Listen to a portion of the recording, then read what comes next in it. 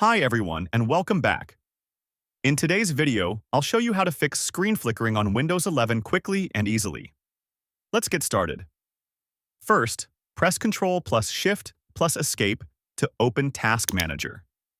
If Task Manager is also flickering, the issue is likely your display driver. Now, right-click on the Start button and open Device Manager. Expand Display Adapters, right-click your graphics driver, and click Update Driver. Choose Search automatically for drivers and let it install the latest version. If the problem continues, select Uninstall Device, then restart your PC. Windows will reinstall the driver automatically.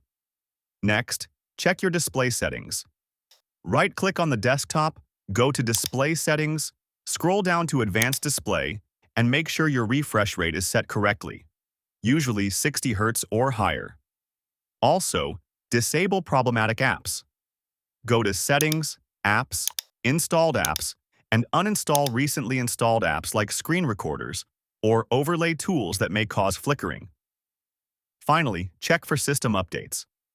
Go to Settings, Windows Update, and install any pending updates. And that's it. Your screen should now be stable and flicker-free. If this helped, don't forget to like, subscribe, and I'll see you in the next video.